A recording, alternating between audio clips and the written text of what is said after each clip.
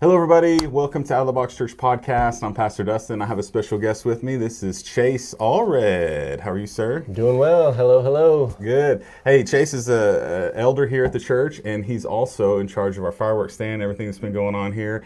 And listen, we wanted to have a special edition today just to talk to you about Guatemala. Chase has been to Guatemala. It's amazing there, is it not? It is. It's beautiful. The people are even more beautiful. That's right. So we've been doing a work there for the past 4 years. I just wanted people to have an understanding of what is actually going on. Why do we support Guatemala? How do we get to support them? And what are we doing there? Because a lot of people ask that. And so for us, we learned about Guatemala. There's a team of people that have been going there that go to church here, some elders here. They've been serving Guatemala for about 20 years. And we started going with them 4 years ago. Yep. Every year. And this will be our 5th year to go. And we're leaving this year, July 22nd through August 1st for our trip. But since we've been doing it, it's just naturally opened up to where I've been able to minister to some pastors in rural areas that don't have really any support. So the first year was last year that we did our own trip to do a pastors conference where we brought in 12 pastors from rural areas, and they came in. We put them in a nice hotel in Antigua, Guatemala. We had a pastors conference for them. We poured into them. We give them a bunch of materials for personal development and really just minister to them to help build them up and give them a lot of support. And so not only them, but their wives and their children, they all got to come and be a part of that. It was pretty amazing, right? It was. We had 2 of our kids with us on the trip, and it was just really beautiful to see the kids interact with each other. No language barriers there when you're serving Jesus and being able to pour into the kids and the adults. So just giving them some free time to refresh themselves with their families. That's right. Some of these pastors are in these rural areas, and it's rough conditions where they live, a lot of them. And some of them have never even stayed at a hotel before. They just wept that they were able to even be able to stay in something like we were able to bring them into. And so it was really a blessing to them and to their families. And so we just really ministered to them at that time for the conference. And then they got to go back to their communities. And then the next week, 2 days later, we started going that whole week. And we go to each one of their villages and we spend time with them. And what they've done before we get there, we send them out to their communities to evangelize in their communities, to bring people in that don't know the gospel. And then we're telling them, this group is coming in, Out of the Box Church, and we're bringing food baskets. What we do is we bring $30 food baskets, and it'll feed a family of 4 there for a month. And so whenever we come back to those churches, they've already evangelized and they bring a bunch of people to their church. So we would go to 2 to 3 churches per day that following week, and they would have the churches already full of people. We get to come in, we get to share the gospel. You get to share the gospel too. It's kind of fun. We did. Yep. Spur of the moment. You're up. Push you out there. Get in there and listen. We got people getting saved, people getting healed of different things, born again, all kinds of cool stuff happening. And so what we found though by doing it that way is that these churches, some would only have like 4 families. And you check back in after we do this with them, and they would go from 4 families to like 30 families coming. One of them was already building a new church and expanding because of the growth that they've had. And so if we can do something as small as put together $30 food baskets, which it's not a whole lot, but it makes such an eternal impact for families in regions of where they're working. And so that's what we've been doing. And so this year, we're bringing 600 food baskets, $30 food baskets with us. Pastors. We have 16 pastors this time that are coming into a 2-day conference. So we're bringing them in for 2 days, the pastors and their families, and we get to minister to them. We're bringing a team of people really to minister to these pastors and their families, their wives and children.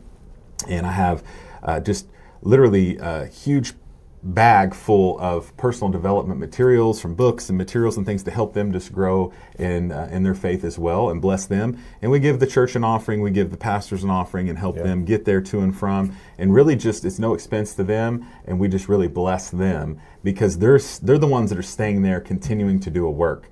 And so we're not just coming to meet a temporary need, we're coming to build up leaders in these smaller communities and give them support throughout the year. I meet with them on a quarterly basis.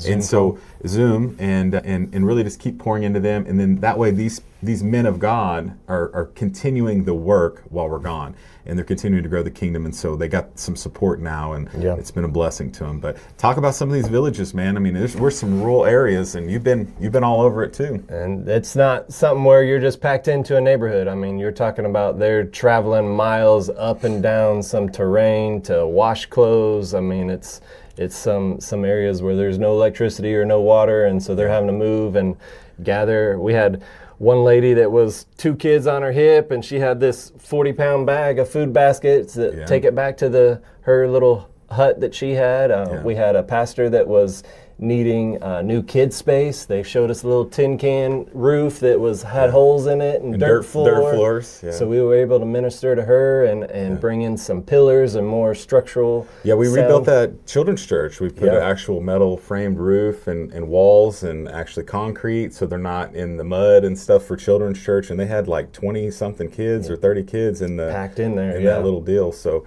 just projects like that we've been able to do. We also were able to build a little house for another gentleman that was thrown out on the streets when he was really young, like probably 7 years old, and never thought he would own anything. And somebody had donated the land, and we were able to build him a house. So it was amazing. His name's Christian, and so we get to see him each year, and we go back as well. And he's doing great. Has a little wife and family now, and so there's just all kinds of cool opportunities. A lot of the men, their work is in the landfill, right? Absolutely. So a lot of them work in the landfill, and so they're not always available when we come to the villages, but we like to go to the landfills as well and bring boots and gloves and food baskets into the landfills, and it's pretty neat to see.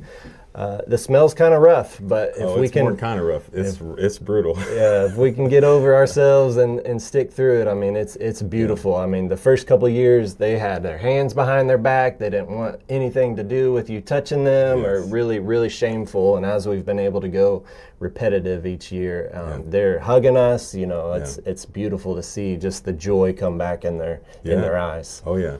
Yeah, that landfill, it's amazing. These people, the life expectancy is like 34 years old, I think, or 32, something like that. 30s. And they grow up in this community where it's just, they haul trash in and they separate it, and they work for what's equivalent of about $1 a day, which is just crazy, astounding that they're able to do that. And a lot of issues there, a lot of poverty and a lot of problems. So, but we've been able to come in each year, a couple times a year with the other group too, the same landfills, and to see a big change in these people. So it's been amazing to see. Yeah.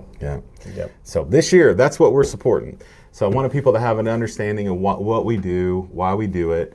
God called us to do this, and He's opened the doors for it. And there's each year now we've added. Now we're 16 pastors instead of a dozen last year. It's continuing to grow, and there's some more pastors that are getting located and needing some support, and we're slowly building that up. And so it's just a wonderful place to invest your money if you're kingdom minded. Listen, 100% of everything we do here, for the fireworks stand, the ribs and rods event we just had, all of those proceeds all are going to support this work we're doing in Guatemala. And so much so that this year, I'm going to talk about it in just a second where we're going out there, but one of the places that we stay at in Antigua, the guy is so moved by what we're doing for Guatemala that he donated a 5-night stay at Casa Corazon, which is a nice, really nice place to stay in Antigua, Guatemala. And he donated that, just saying, hey, you guys can auction this or raffle it or whatever you want to do to help raise money for the mission and what you're doing. He was moved, so he wanted to give that. That's awesome. So that's one thing that you can purchase raffle tickets for. We're going to do that drawing tomorrow. And it's got coffee as well. It's got a 5-pound bag of Guatemalan coffee also. Speaking of the coffee, just so people know, if you're watching this to this point, you're interested in Guatemala. Guatemala has the best coffee in the world. These are amazing fields of coffee. And so with this same person, we're going to have a site set up here pretty soon with a link where you can order the Guatemalan coffee directly, and it'll ship directly to your door. With this same person that we're working with, he brings coffee in from 3 different vendors of light roast, medium, or dark into Antigua, and they roast it, and it's shipped out a 2-day delivery right to your door, and it's about the same cost you'd pay in the store. Wow. And you can't get any fresher coffee than that. It's like from the field to your door in less than 3 weeks.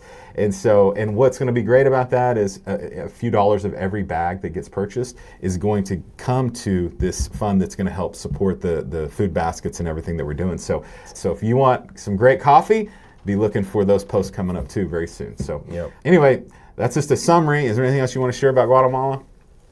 that they need to know? You need to come on a trip with us. Yeah. I mean, you got to see it for yourself. Yeah. Come on. That's amazing. But no, we know that there's lots of fireworks stands out there, but this is what we were called to do. So this is what we're doing. If you want to be a part of that, these are the people of Guatemala that we get to connect with. We call them our family, our friends, and it's just a growing community. They reach out on Facebook and check in on us how we're doing, and so it's really neat how this relationship has grown and multiplied. Amen. So, it's great.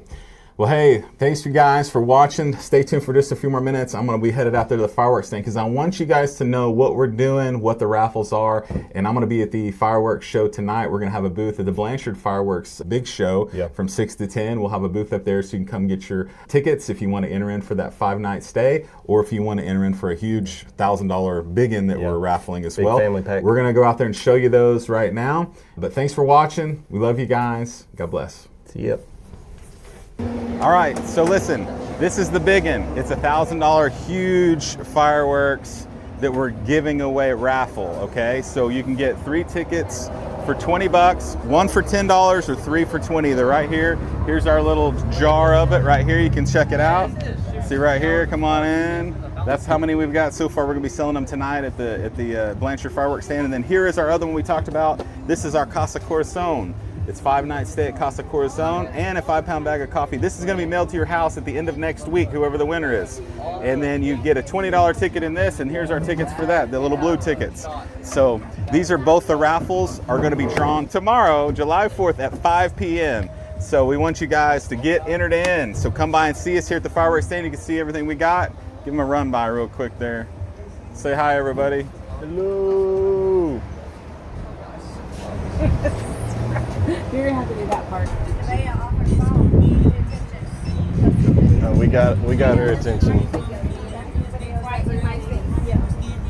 What up, Tyler?